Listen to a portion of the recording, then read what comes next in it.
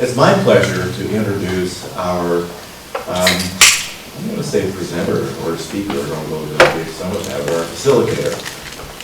And you've read, I trust, David Clifford's bio in the piece. And as I read it, or reread it this morning, realized that most of that has been in fairly recent years. And so as I think about how I want to introduce David, he and I were colleagues at Lick-Wilmerding High School. Now, one theme you're probably picking up is that all roads, or most roads, lead to or from Lick-Wilmerding High School. And it's a funny name for a school, right? Lick-Wilmerding usually has a hyphen. I was telling my small group last night that at our athletic contest, our AD actually does a cheer. Give me an L, give me an I, give me a C, give me a K, give me a hyphen. The whole thing.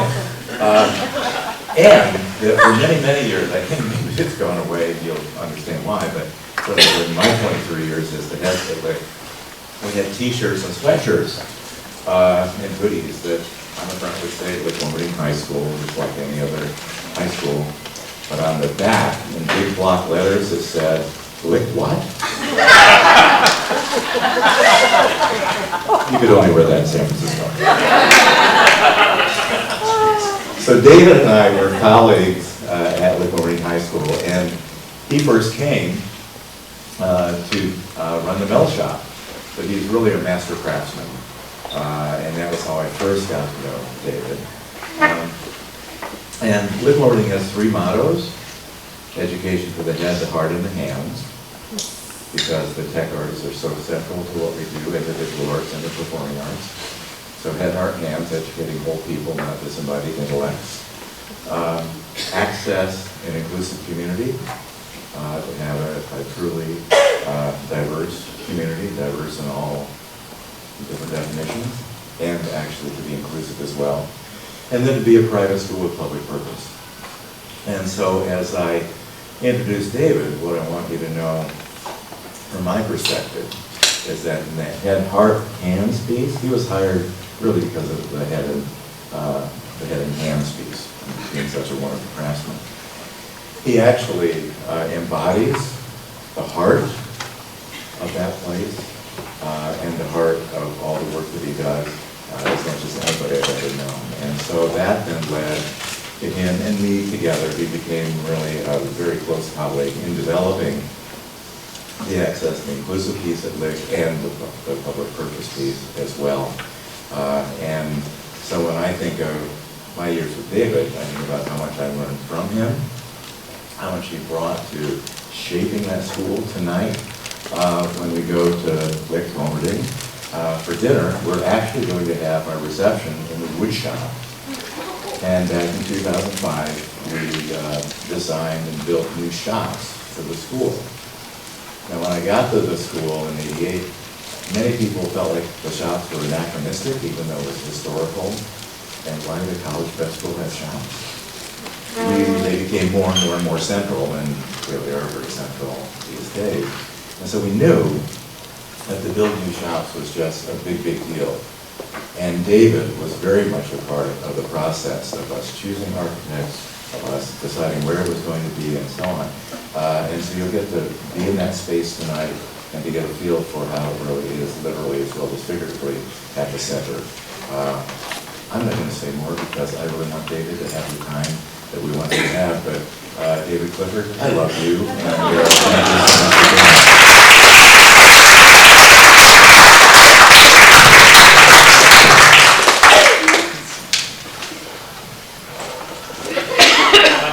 It's a really big deal for me today to have one of my all-time great mentors introduce me, and then introduce me in that way. I grew up in education under his leadership, so thank you. I'm going to start with this quote from the National Equity Project, that any system produces what it was designed to produce.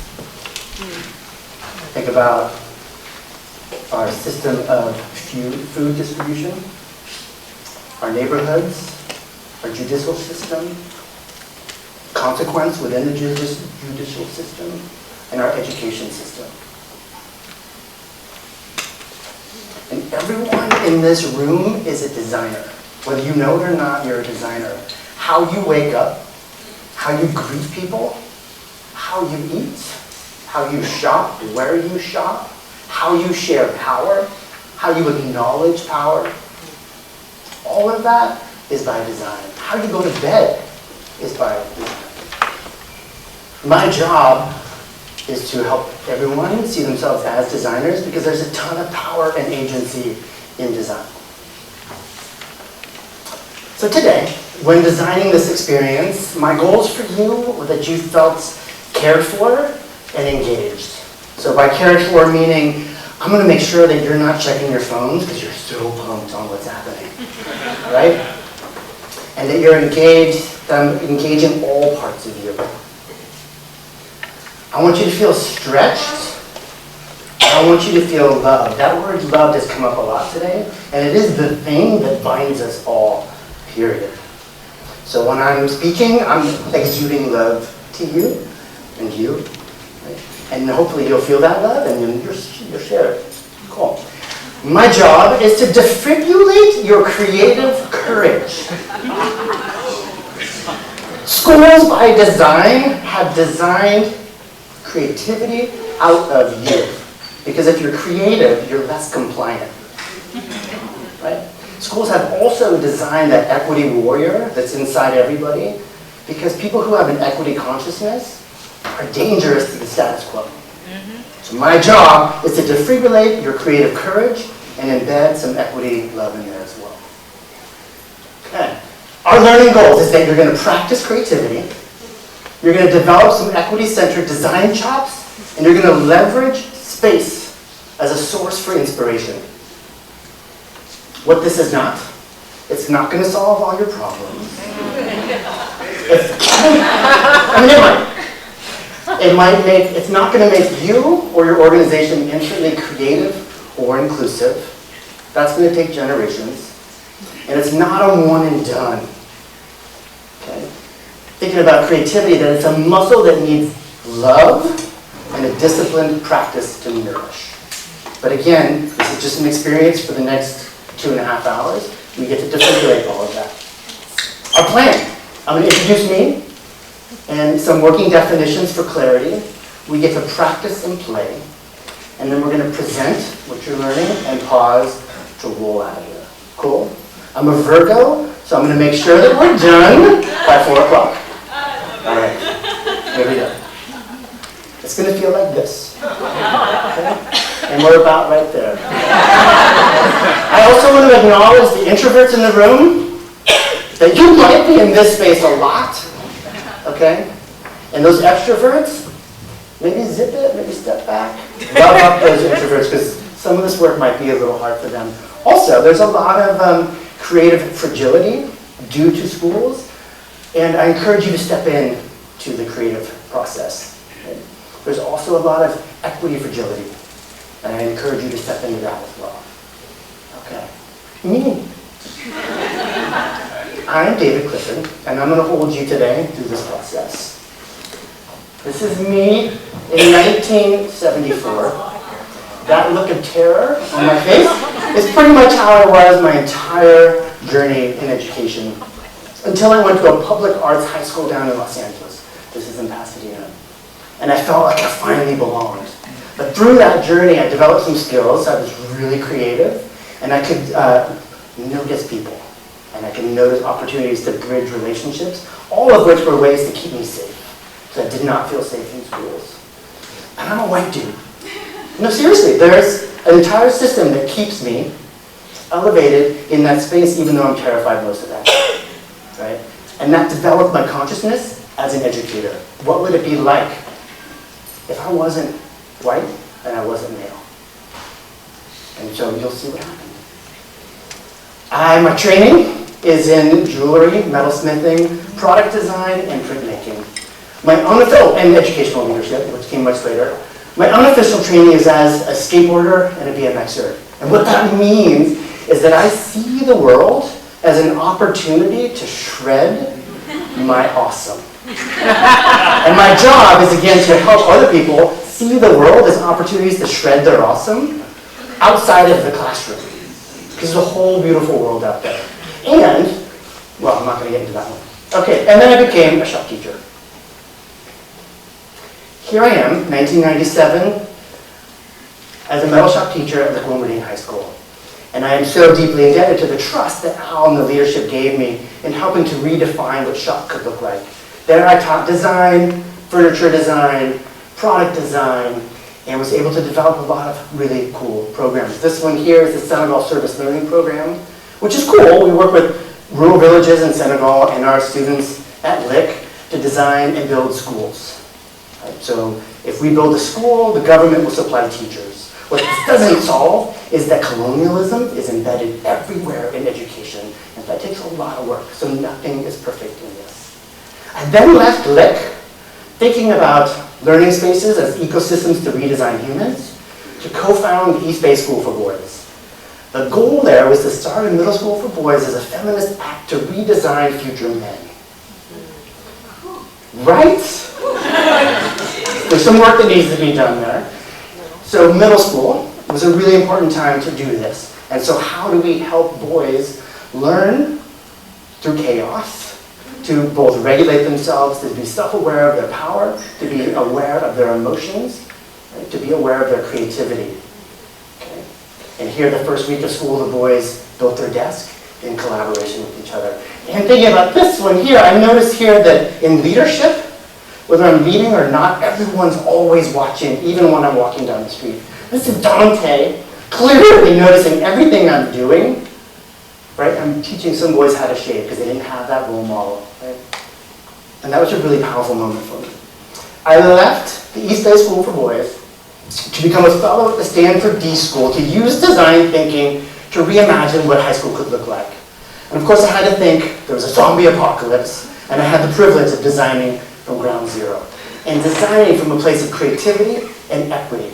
And a place of wanting to design to desegregate our minds, to desegregate our hearts and our mindsets. And if you do that, actually the whole education system is very different, because our system was designed to segregate. So I tried to start a school. Not the most nurturing environment to start a school. This was about 4 years ago. So I started a nonprofit. And the word invitation has come up a lot today. And I really wanted to use that language of invitation, because if I'm always designing from a place of invitation, I'm designing to invite the courage, the creativity, and curiosity of all humans. So DSX was a school and became an invitation to design radically and build creative courage for equitable learning cultures that liberate our humanity, our purpose, and every human's inextricable burden to learn. Cool? All right. And once I decided not to open a school, we went global. I got to work in Senegal to develop an art and design center to reverse the brain drain. Got to work in New Zealand, designing for liberation in those classrooms, the Dead Sea School District in Israel, and then working all over California, and then the Social Justice School, which is opening up in Washington, D.C. Next year. Cool. All right, that's kind of a freaky little picture. And then most recently, I had the privilege of giving a TED Talk about redesigning humans for an uncertain and ambiguous future. All right, so some definitions. Just a little bit more of me talking, and then it's going to be all of you. And I want to bring up definitions because it's going to ground us in clarity, and so you understand the definitions of the words that I was using to design this. Okay, so design. Everything is designed intentionally or not, with outcomes that have impact. There are 4 kinds of designs: graphic design, product design or object design, service or process design, and systems design. All of you in this room have some sort of touch point with all 4 of those. Okay. Equity. This is coming from the National Equity Project. Equity is the state that would be achieved if how one fares was no longer predictable by any social and cultural or economic factor. In my opinion, equity does not exist yet in this country or anywhere on this planet. And that's a major design dilemma. Not a problem, but a dilemma. Okay. Liberatory design. What is this? And it all starts with this. How many people are familiar with design thinking? Okay, how many folks call BS on design thinking? That's all good. That's why I asked the question. Okay? For those who are not familiar with it, what's kind of cool about it is it asks designers to empathize with the people who will be using the solution, ultimately. Then you define the problem that you heard the person share, or a group of people share.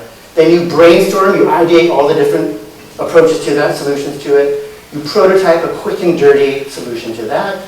And then hopefully you test it with the very people that you empathize with. Cool? And it really looks like this. Right? So this latter part, and I have felt all of those things at some point or another, and I'm sure folks that have practiced design thinking have also felt this. Right?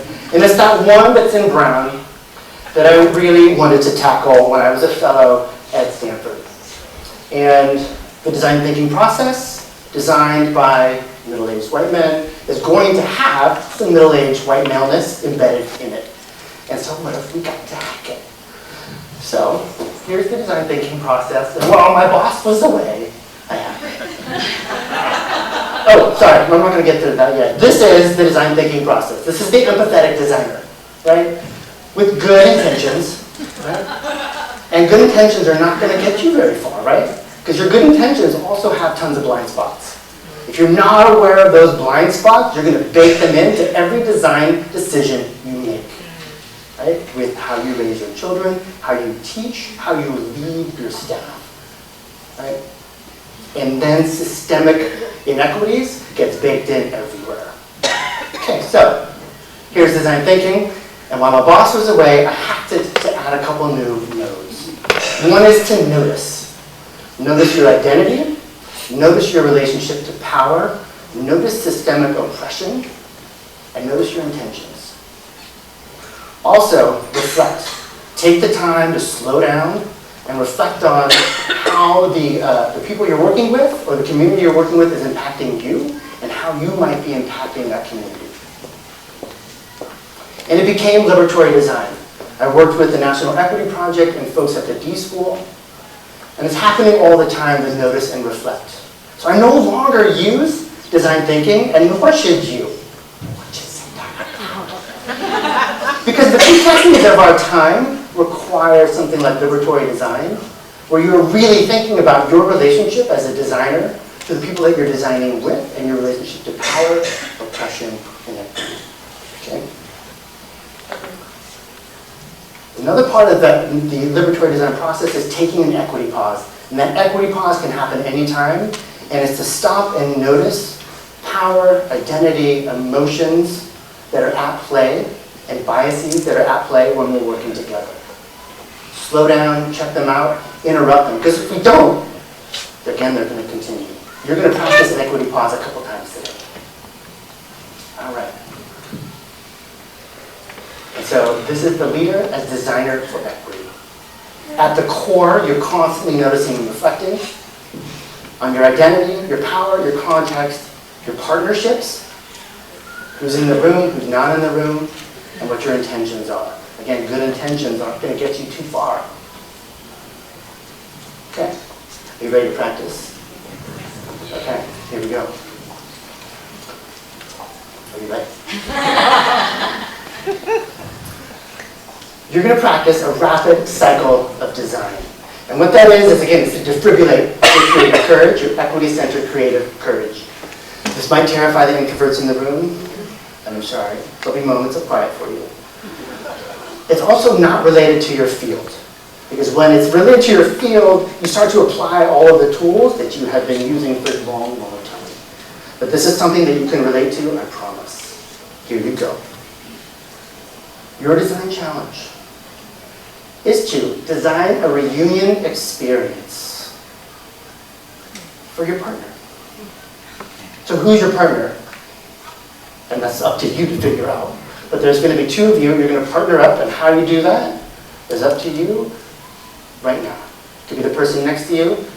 Are you ready? Find a partner really quick.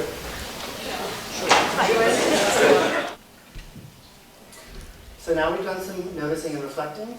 We're now going to practice some empathy. So empathy is an opportunity for you to understand, to listen to and understand your partner's emotions and look for hidden needs and wants. And your community. Okay. So there are 3 types of ways to empathize. You can immerse, get right in there. You can observe by hanging back, or you can engage one-on-one. Okay? You're going to practice engaging right now. So how do you empathize? Okay. This is a superficial way to empathize, because there's no way that he, by putting on that suit, can really fully understand what it means to be present. Right? There's so much more I can say about this picture. There was an irony. When you empathize, you are listening without judgment of the person who's sharing, and you're listening without judgment for yourself, for what might be coming up. I'm a pretty judgy person, and I'm constantly trying to check myself before I wreck myself when I'm listening. It's a quote by Ice Cube, by the way. You're listening with a beginner's eye and a beginner's heart. Thinking about that love, open up, and also notice. You're listening with curiosity. What I've noticed about kids is they ask questions out of curiosity. What I've noticed about adults, they ask questions for confirmation. Right? So let's go back to our inner beautiful child and ask from a place of curiosity. Listen with optimism. And then also listen with respect for the person who's in front of you. Okay. So you're now going to engage. And I've designed a few questions for you. You're only going to, I'm not even sure how many minutes. Yeah, you get about 4 minutes each. And really, when you empathize, you want about 45 minutes to 90 minutes. Okay? So here are the questions that you're going to ask your partner. Okay, you have 4 minutes. You have your journals to ask the questions, take notes. If you, as a listener, are talking, you're not listening. Okay? Figure out who's going to go first. You have 4 minutes each. Figure out who's going to go first. We're now going to move on to define. Okay, the define phase is to help you realize new insights and to focus on one challenge that's real to that person. And you might have noticed a bunch of things that came up, but for this activity, you're just going to focus on one thing. Okay? And again, this is a really important time to take an equity pause and reflect on what's real to that person, not what's real to you. All too often in design, we're coming from a place of what's going to benefit me, because what benefits me is going to benefit all people, right? Men have a way of doing this, right? White men in particular do this all the time. Okay, so take an equity pause, just a little mental one for this moment. You're going to now distill what you heard and create a little Mad Lib. So here's the Mad Lib. This is my partner, and describe the person with whom you're designing. Okay? So their name, what their role is, that they might need a way to, and what did you infer? This is, again, can get really tricky with embedding bias into an inference. But what did you infer? Use a verb, because a verb is going to get towards ideation. A noun kind of gets you stuck in solutioning. Okay? Might need a way to blank to make whatever that reunion experience is, and try a simile or metaphor. So I'm going to do a complete one for you right here. So my partner, Alana, a new mom with an active baby, might need a way to bring her child along with confidence to make a high school reunion experience as freeing as camping in the woods. Okay, so camping for some folks in this room might sound like a slow death. Camping with the child in the woods may be a quicker death, right? A small child, right? But again, this is not about you. You're not practicing you-centered design. You're practicing user-centered design.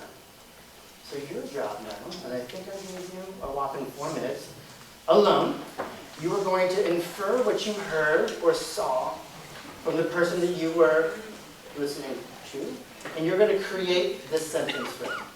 Okay, I'm going to leave this up here for you to play with. And I'm going to put on some deviation from traditional design thinking. Traditional design thinking, you would take this inference and you'd go run with your design team and go design something. But here, you're now inviting each other into your very own design process, right? So you're going to check for understanding. Okay? You're going to share your approach. And notice how I said approach and not solution. Okay? This is just a new way to approach a reunion. So you're going to share your approach with your partner, and I believe, I didn't give you a time for that. You're going to get 2 minutes each. Cool? Share your Mad Lib. And if you, as the person that's being designed for, have some suggestions, give it back. You've just designed your problem statement. Okay? And really, it's posed as an opportunity. This question, this is really not a question, but it's an opportunity and it's a wonder. Okay? So now we're going to move on to ideate. And the ideate is to reframe the problem and imagine wild ideas. And we live in a time, I know, where we need to get right to solutions. But we can take this brief moment, I think I gave you a whopping 4 minutes, to imagine what if. What if we can design X for my partner? So you're going to generate some options. And you're going to sketch 5 ideas, just 5. I just visited Lick one day. Everything comes back to Lick, but I just visited Lick, and in, I think, 65 minutes, they get their freshmen to do 100 ideas in, again, 60 minutes. Each student comes up with 100 in 60 minutes. 60. 6 minutes would be crazy. All right. So, when you are ideating, what are some ideas that could meet the needs of your partner? What did you hear they want, not you? Okay, this is again a time for an equity pause. There's a lovely moment over here where someone had a reunion that was perfect. It didn't need to be redesigned. So rather than pushing to redesign something that's already perfect, they chose to double up on the other person's reunion. Okay? So, yes, questions? Are we looking to be practical here? Like, so things that actually can practically be done, or in an ideal state? 99.999% of our daily lives is trying to be practical. Is this true? Right now, we get to play. Okay. Because you never really know what's going to come up. And this is, again, an opportunity to defibrillate your creativity. Thank you. And so, yeah, just great question. No. Yeah, Thank you. Yes. Maybe just a question about the process. So in those 2 minutes, Yes. I was able to share my Mad Lib with my partner, Yes. but I didn't get to hear his responses. Uh-huh. So how am I able to ideate and reframe the problem if I hadn't yet gotten a chance to hear back? Dang it. Okay, all right. Nick, can I move it forward and see how much time we have? Okay, 5 minutes. Oh, it's plenty of time. If you wanted to get some feedback, can you make that work? Cool? All right. So, yes.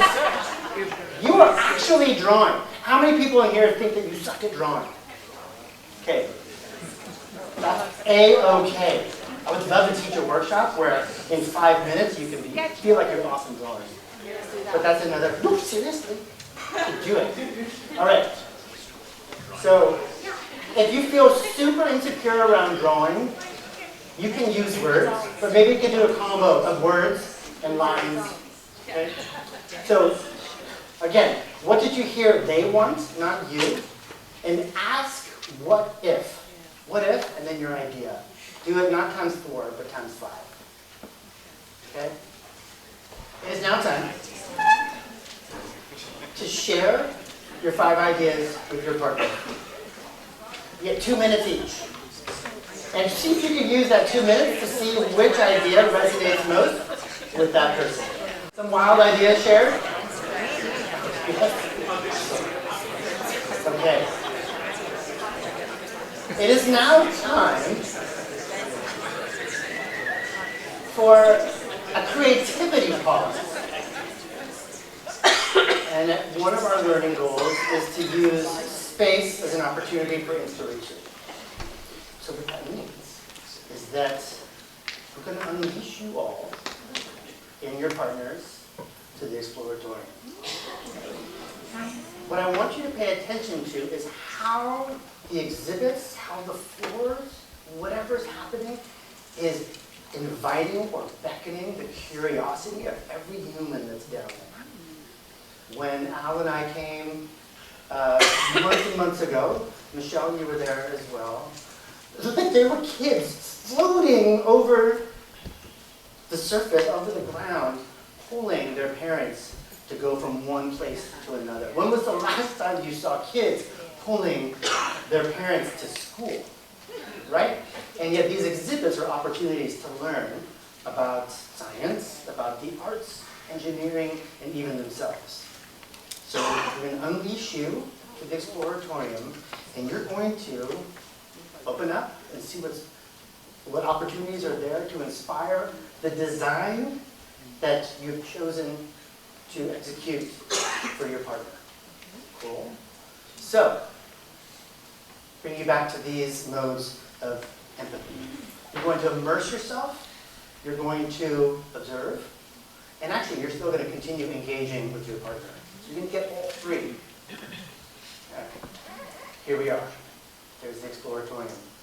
This is a really great opportunity to notice who you are as people walking down there, right? You might be really big to a little child, right? There might be hundreds of them and two of you, right? There's a lot going on, and be really considerate of what you're bringing and what you are not bringing to that space. Okay. Things to consider, and I love constraints as opportunities to be creative. Be curious about each other. Bring your notebooks. You're going to document what you notice. You can use your cameras as well on your phone. You're going to notice and pay attention to your identity and the emotions that are coming up, both internally and maybe how comfortable you are with your partner. You might also want to share that as well. Okay? And it says be back in 45 minutes. I'm going to bring that down a bit to 40 minutes. So hopefully every partnership has a Virgo in there to keep time. No, so somebody set your timer for 40 minutes. Use this time also to use the restroom, hydrate. There's a ton of snacks.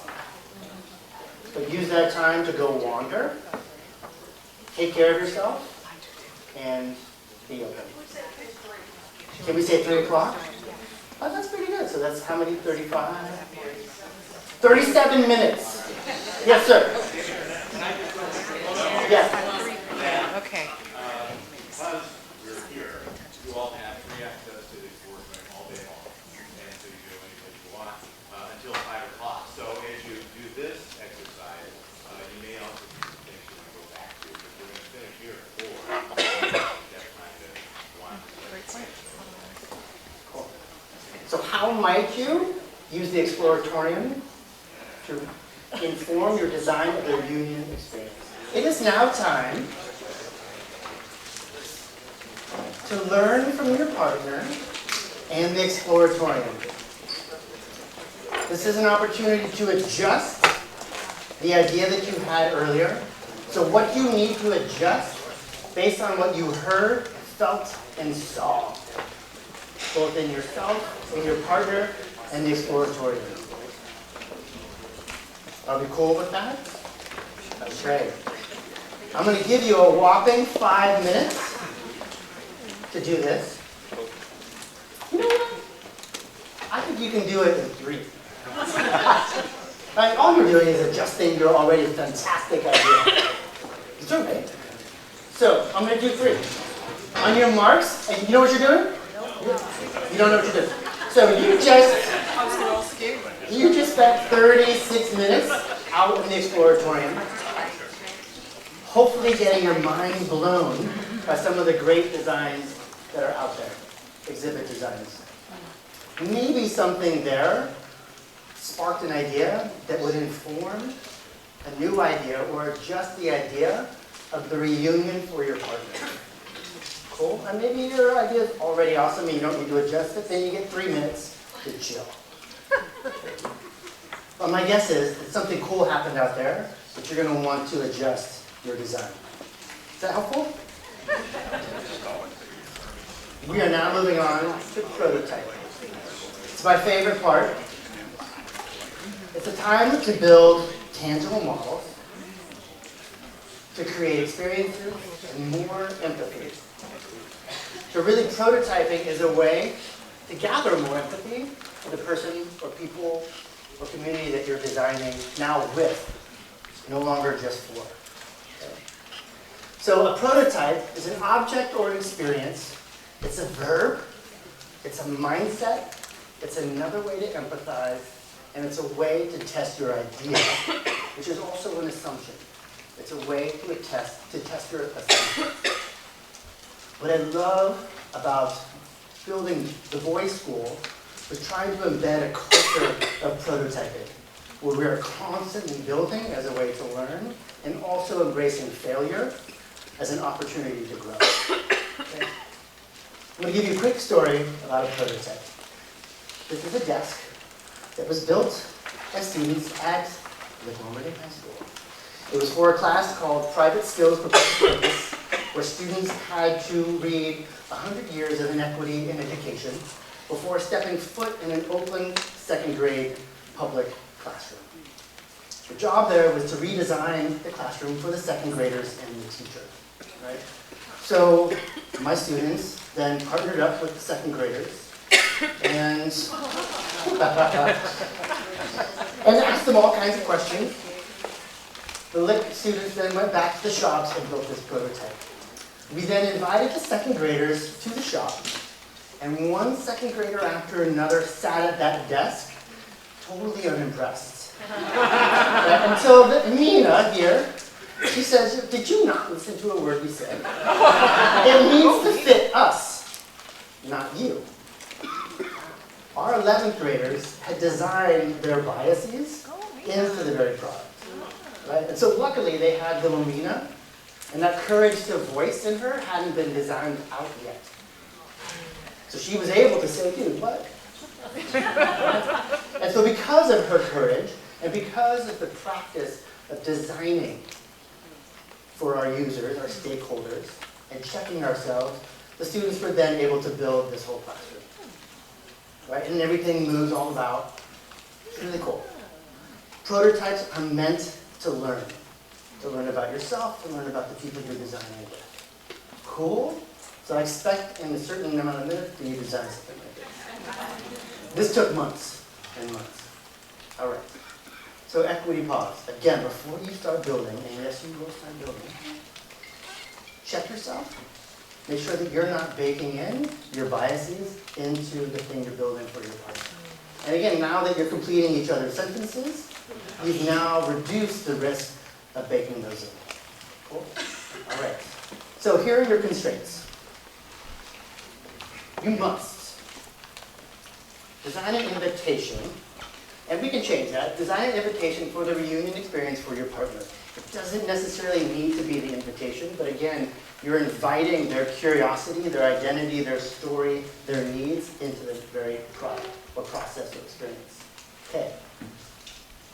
So no pressures, but there is tinfoil in the middle of everybody's table. Some folks have sheets already. If you need more, here you go. Tinfoil is a really great way to make planes, right? Objects really quickly with planes. Okay? Pipe cleaners, it's a great way to make lines. Okay? Can you hold up that pipe cleaner? Pipe cleaner. Okay. There are wristbands for those that go to concerts, raves, parties. Can somebody hold up a wristband?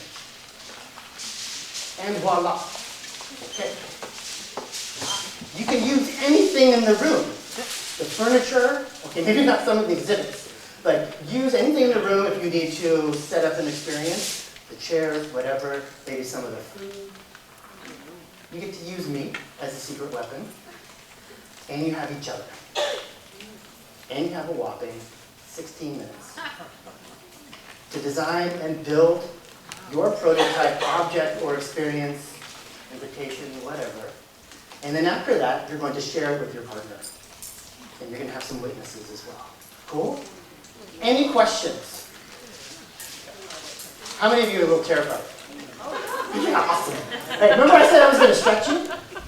But remember, I love you. Okay. For the experience or the experience itself? Yeah, What's see, the that's the prototype? confusing part.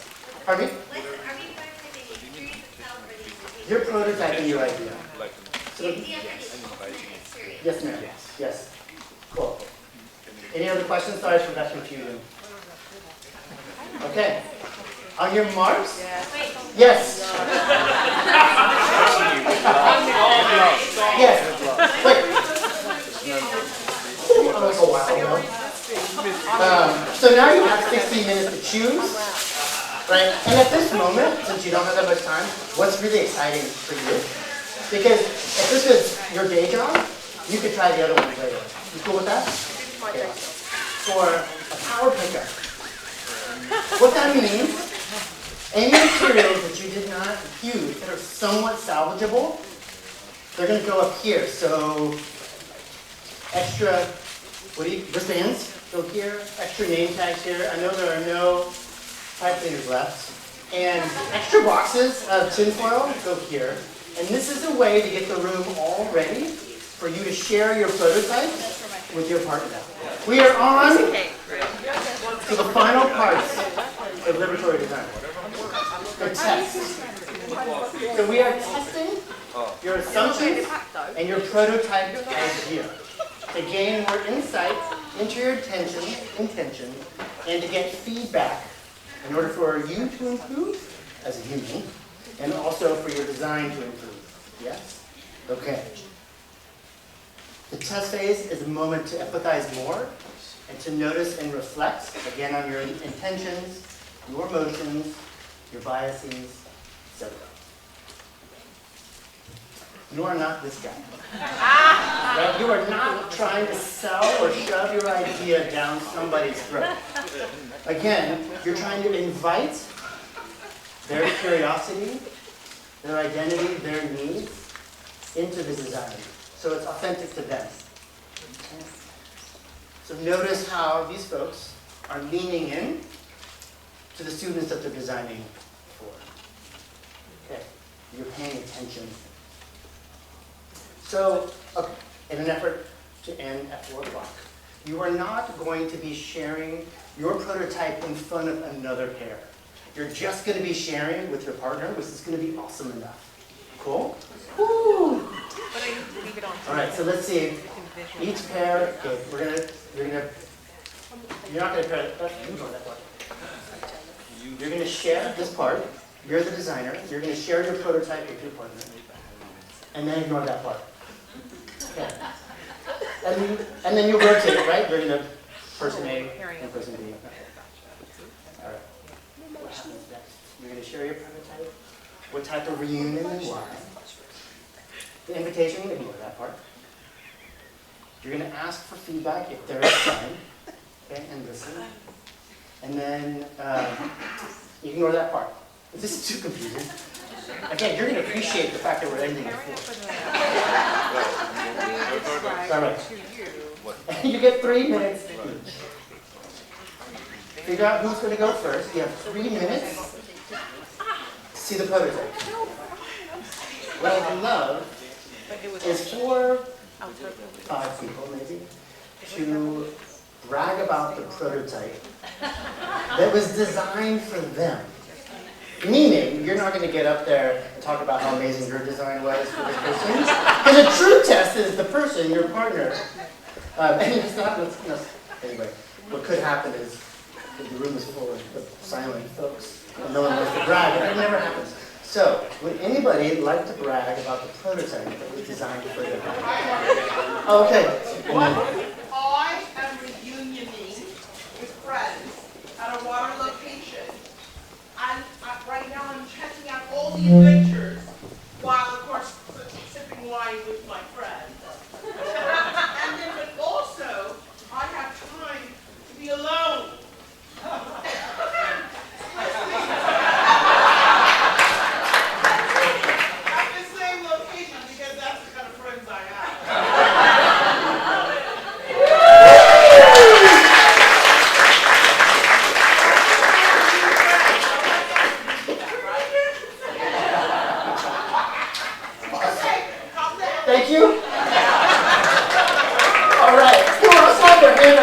corner. 2 reunions within the last 3 months. One in August with all of my family there to be with my dad. And one a little less than a week ago at my father's funeral. So, Jim listened very carefully to my stories about my dad. And my dad, oh, I slipped. I have to fix the prototype. My dad lived a long life, 87 years. And when he was a young man, he met my mom at Wall Drug. And, yeah, anyone know Wall Drug? Yeah, Wall Drug, yeah.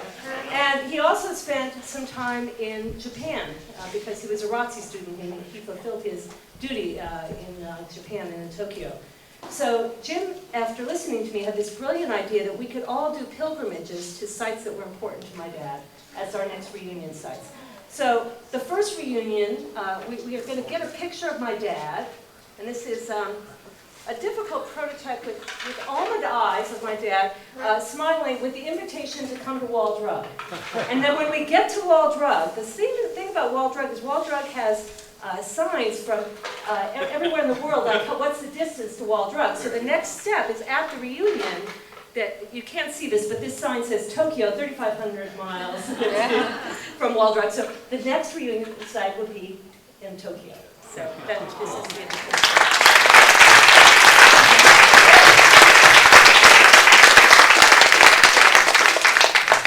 Thank you. Somebody else want to share their prototype? Yes, and then, Okay, my prototype is actually outside, so we don't need to go out, but if you direct your attention to the table with the 6 or 8 coffee cups on it, you see that? And David did a beautiful job of representing the reunion he's designed for me with 10 of my closest high school friends.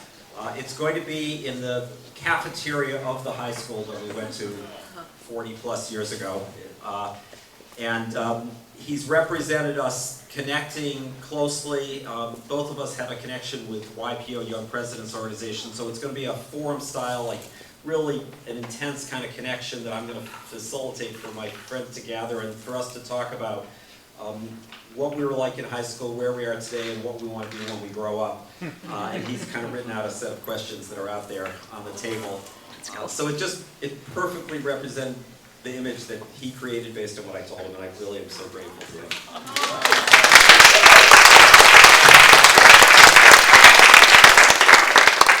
Okay, so I'm going to go next. This masterpiece put together by Anthony. In a similar fashion to the previous story, my family has a family reunion every other year. So they had one in 2018, there's another one scheduled in 2020. Well, this past year, my first cousin, Jackie, who was only about 65, passed. And she was one of our rocks of our family. Just before she traveled, she went to Belize. She likes to travel. She loves to travel all over the world. She took a trip to Belize. The trip didn't go so well. They actually ended up having to be airlifted back to the States. And so what Anthony and I talked about was the fact that we ought to celebrate her in the next family reunion next year. And the bright idea is that some of us would go to Belize and in honor of Jackie and take a video there and then bring it back to the 2020 reunion. Now at Jackie's funeral, we released balloons as part of the celebration of her life. So what Anthony has done is created a Belize diagram, I don't know what you call it. Let's go with that. But there's sand and there's rocks and there's water for a beach, and then of course there's balloons. This popcorn is balloons being released in the air. And the strip here says, celebrating Jackie both near and far together. Well done.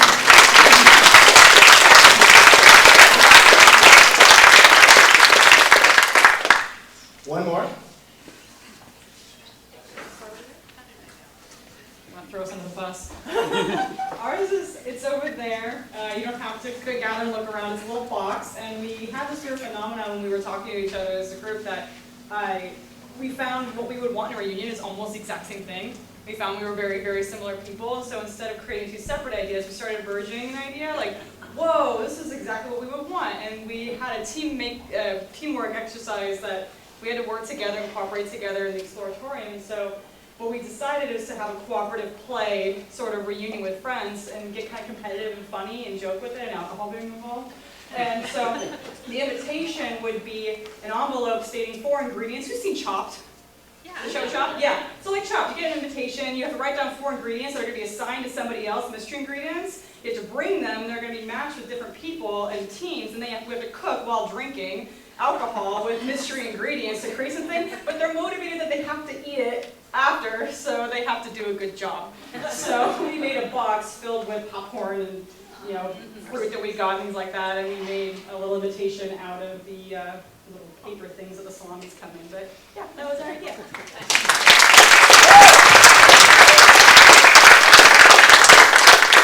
But before you go, sit down. You did it. Congratulations.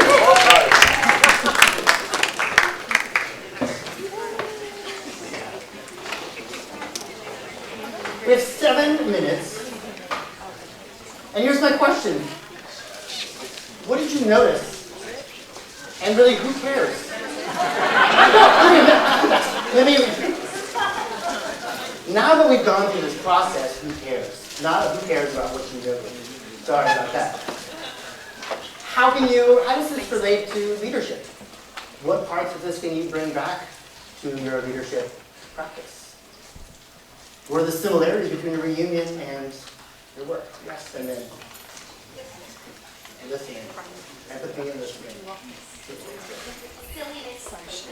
Silliness and playfulness.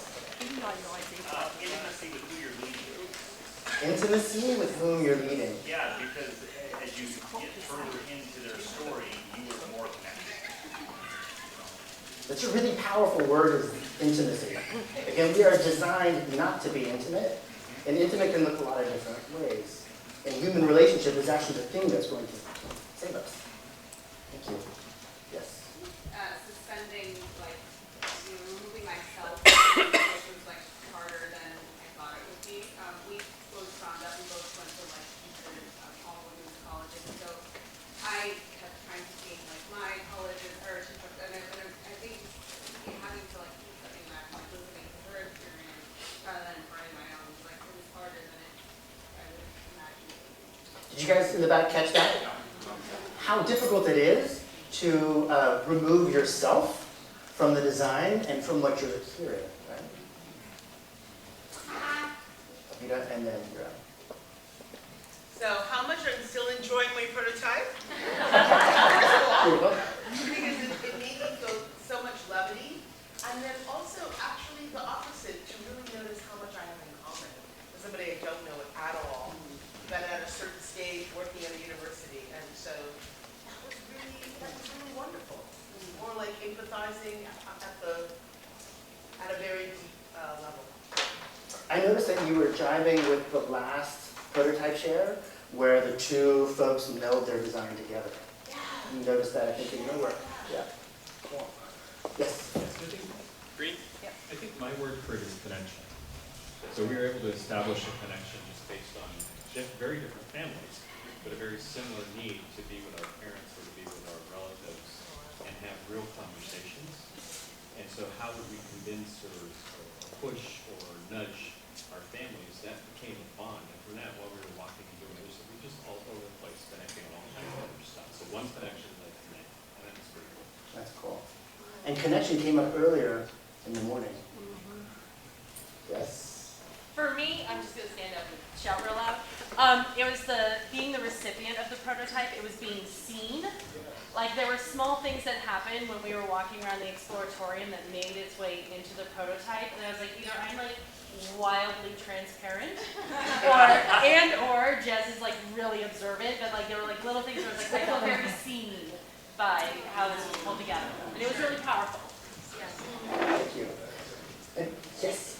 Actually, may I make a quick comment? Sam mentioned earlier belonging, and you mentioned the word feeling seen. There are 5 dimensions of belonging: feeling invited, feeling welcomed once you're in that space, feeling known and seen, right? Feeling that you're contributing to the organization or the community, and then feeling that you are actually growing from the experience.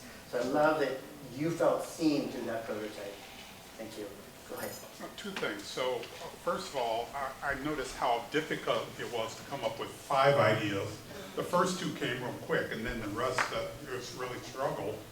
On the other hand, it was the 3rd and 4th ideas that were the best ideas. So it actually points out you got to keep digging. The other thing was just the lubrication of walking around while talking, and how that kind of freed up discussion.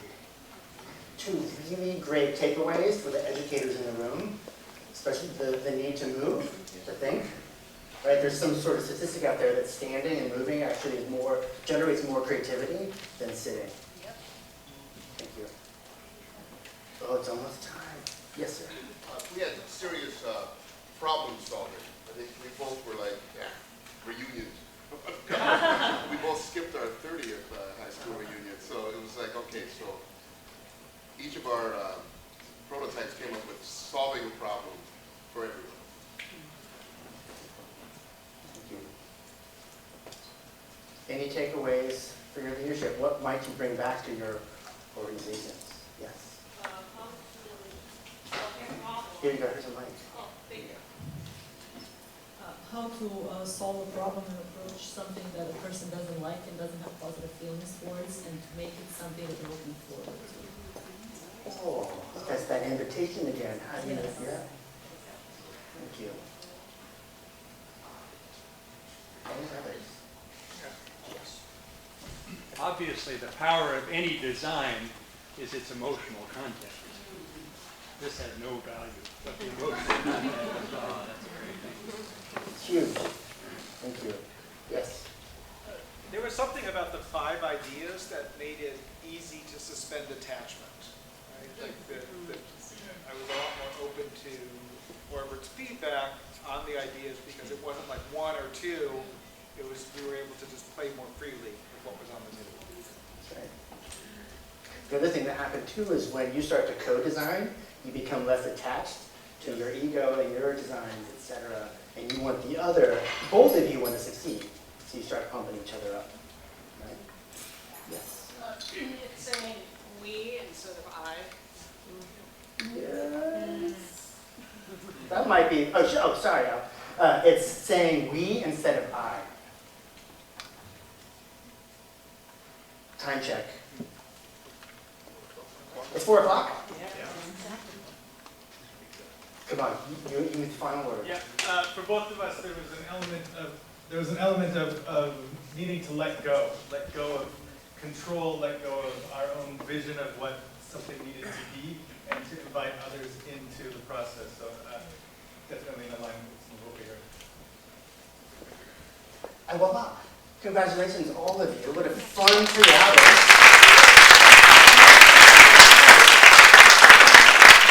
And thank you.